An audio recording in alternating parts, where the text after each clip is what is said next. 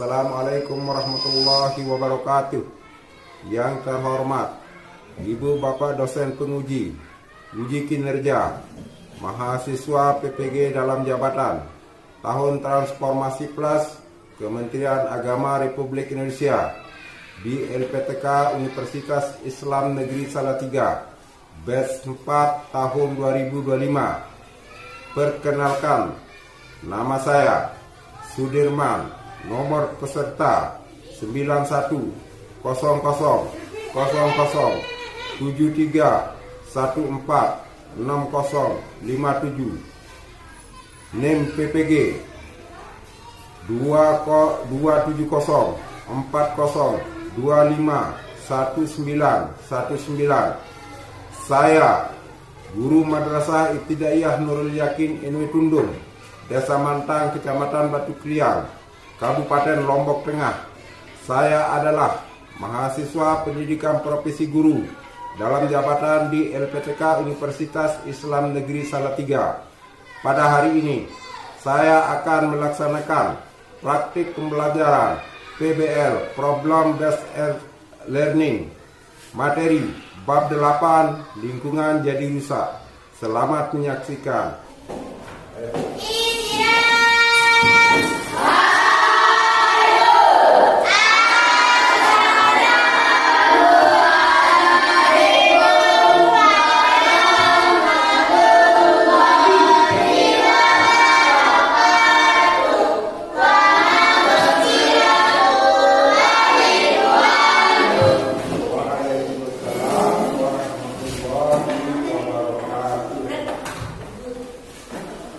Semua ada di sini? Ada yang tidak masuk? Siapa yang tidak masuk? Sudah siap belajar hari ini? Sebelum kita belajar, mari kita sama-sama berdoa dulu, ya. Kita minta kesediaan ketua kelas untuk memimpin doa, ya.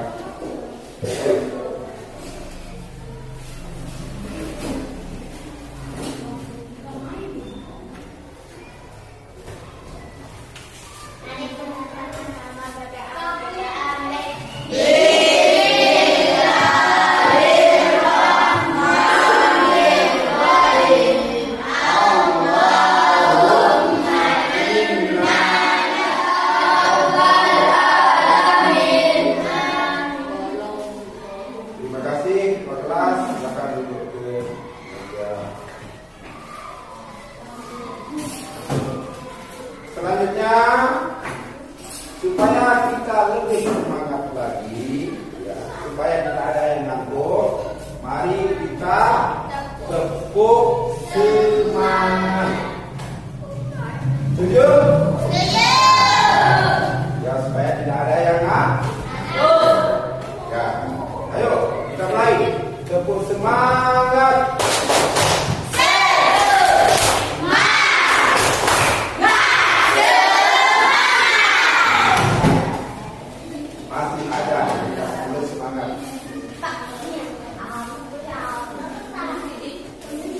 Kita ulang lagi sekali. Sama Mama, biar semangat. Ayo, kita ulang lagi sekali. 1, 2, 3.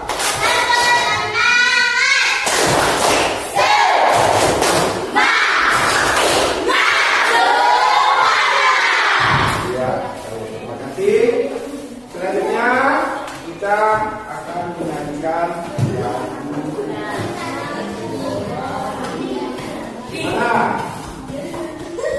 ya, kita akan menyanyikan lagu yaitu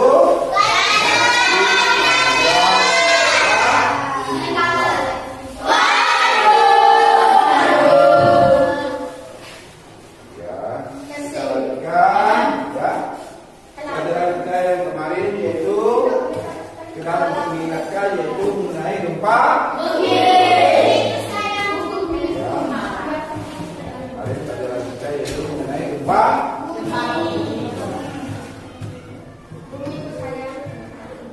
Ya, pada tahun 2019 ya.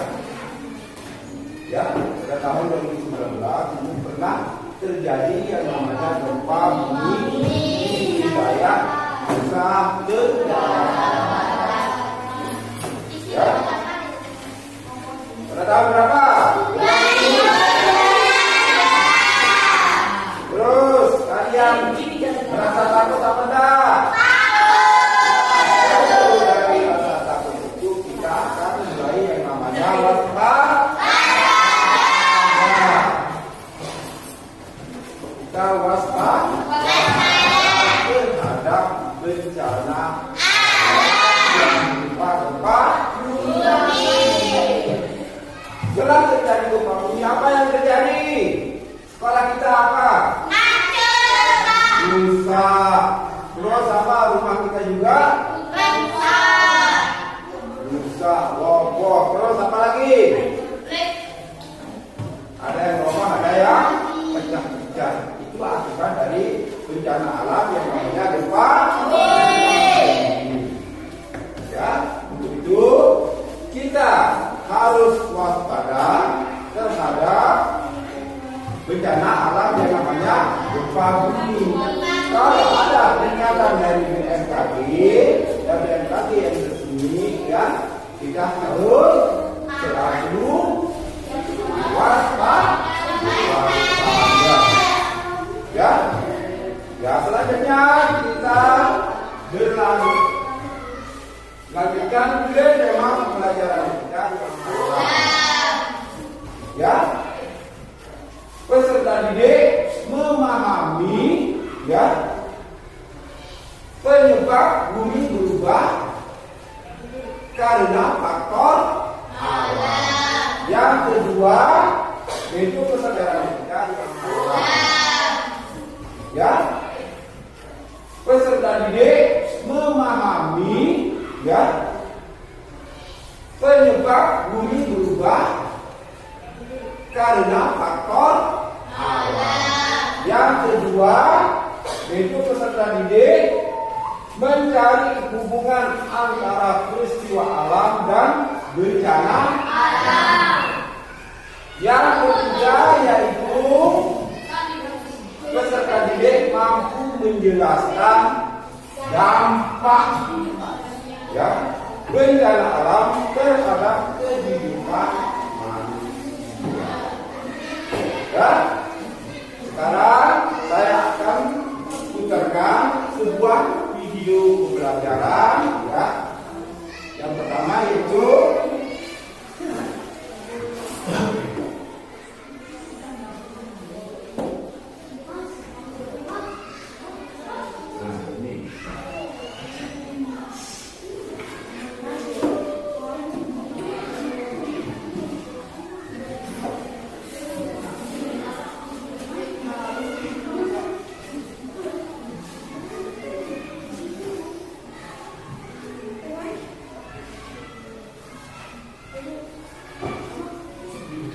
mencari hubungan faktor alam dan perbuatan manusia. Coba perhatikan dulu, ya, mencari hubungan faktor alam dan perbuatan manusia dengan perubahan kondisi alam di permukaan bumi, ya. Terus selanjutnya yang kedua identifikasi. Perhatikan, ya, perhatikan dulu ya. Mengidentifikasi pola hidup yang menyebabkan terjadinya permasalahan lingkungan. Ya. Terus yang terakhir yaitu memprediksi dampak permasalahan lingkungan terhadap kondisi sosial masyarakat dan ekonomi. Ya. Selanjutnya kita tonton ini ada videonya ya. Ini pembelajaran mengenai lingkungan jadi rusak ya. Oleh kebutuhan untuk tetap hidup. Misalnya, manusia membutuhkan kayu untuk membangun rumah sehingga menebang pohon lingkungan. Jika tidak ada penanaman kembali, lama-kelamaan hutan akan mundur. Apakah di lingkungan sekitar kalian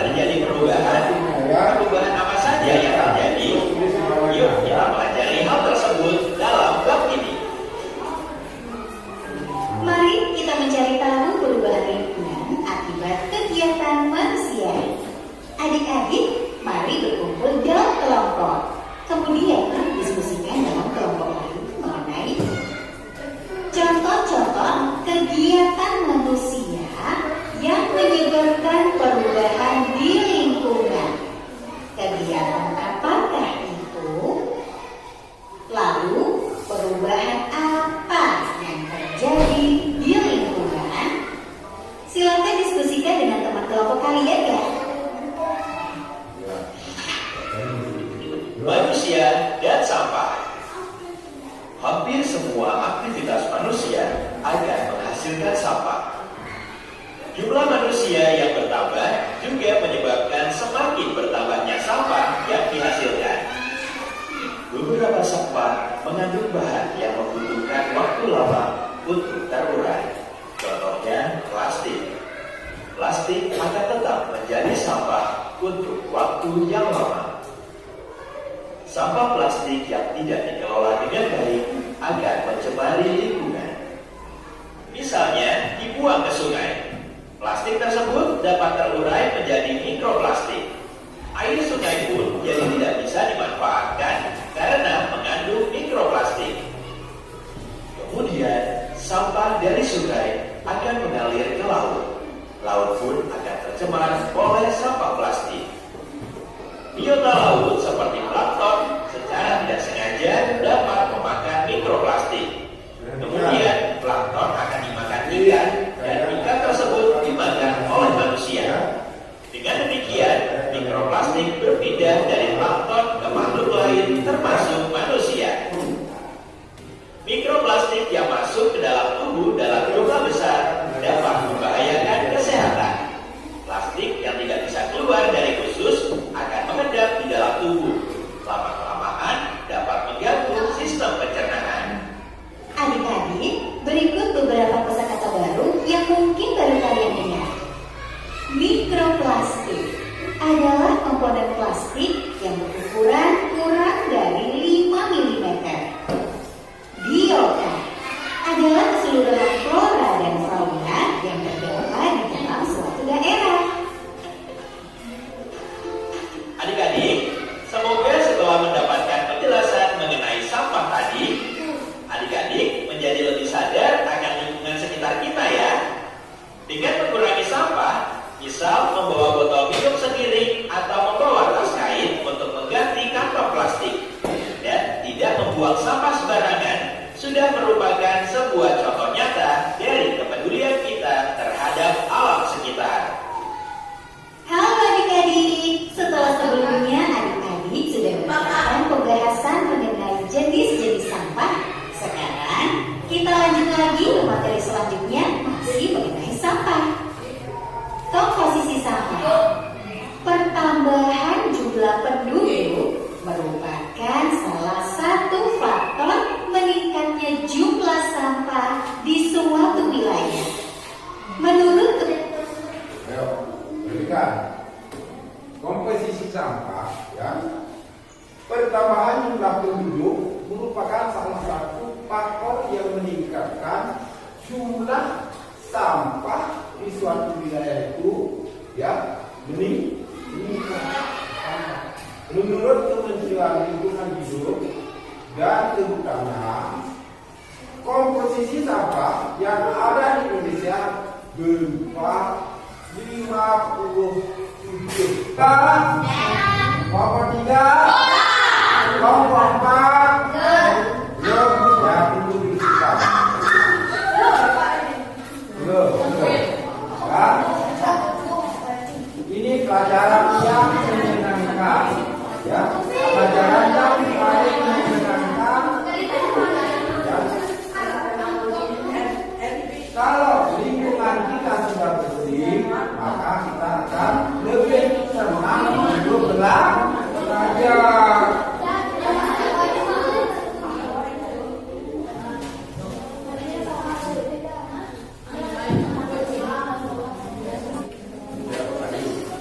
Semuanya Pak.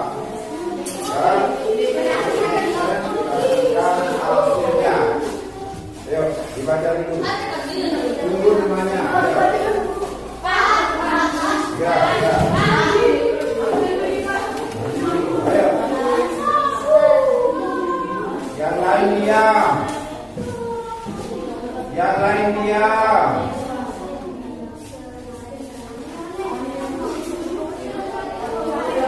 Ya. Ya. Assalamualaikum.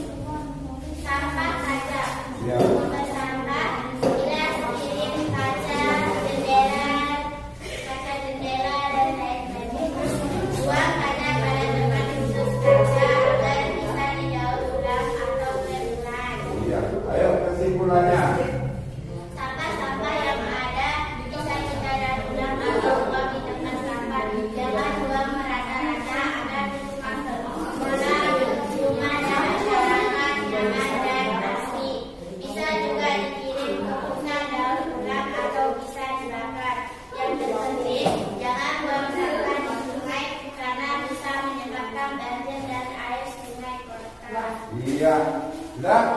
Terima kasih untuk kelompok kedua. Untuk pesertanya. Ya.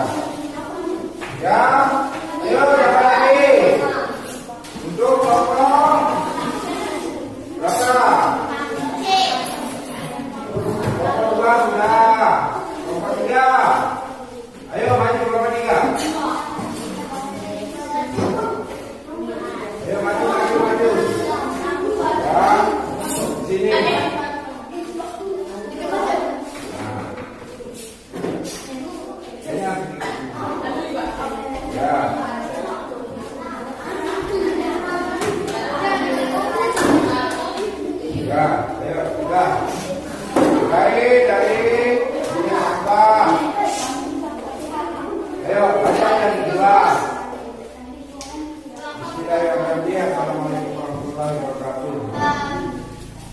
Ya, nah itu ya pelajaran hari ini kita akhiri dulu sampai di sini ya. Besok kita sambung ya, kita sambung dan tolong dicatat catatannya ya. Kelompok 3, kelompok 4 belum ya, tunggu dulu kita. Belum. Ya. Ini pelajaran yang menyenangkan. Ya, pelajaran yang paling menyenangkan. Ya. Kalau lingkungan kita sudah bersih, maka kita akan lebih senang untuk belajar.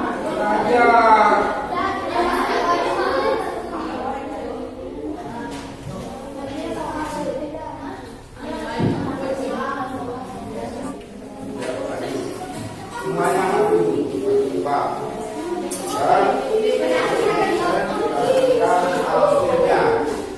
Ayo dibaca dulu. Tunggu namanya. Ya. Ayo. Yang lain diam. Yang lain diam.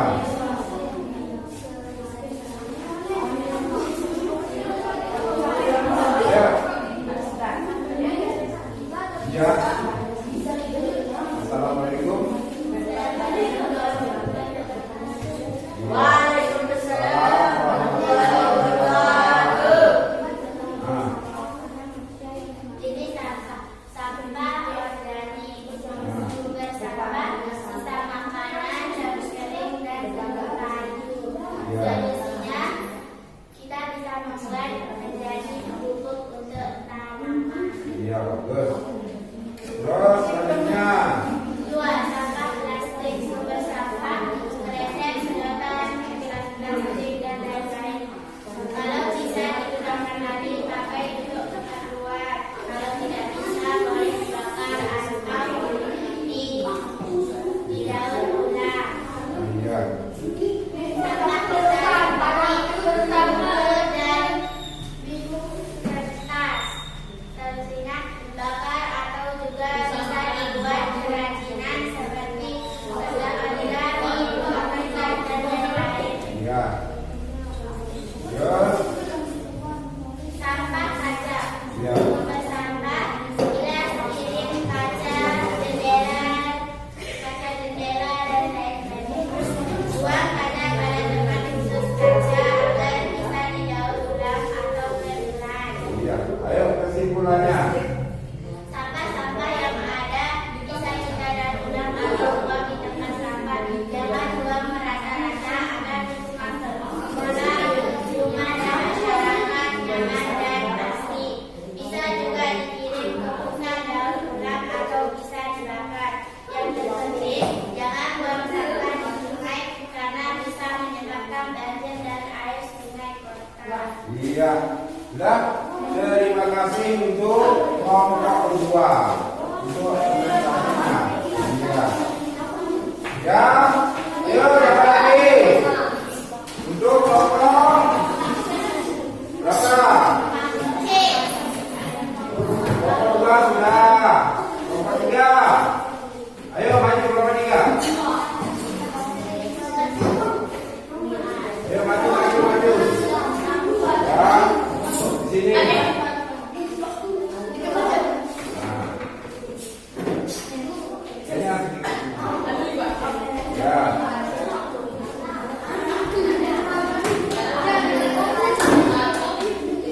Ayo, sudah. Dari dunia sampah. Ayo, baca yang jelas. Bismillahirrahmanirrahim. Assalamualaikum warahmatullahi wabarakatuh. Ya. Nah, itu ya. Pelajaran hari ini kita akhiri dulu sampai di sini ya. Besok kita sambung. Ya, kita sambung dan tolong dibaca catatannya. Ya, tolong dibaca catatannya. Sekian sampai di sini dulu. Mari kita duduk dengan kita sama-sama baca.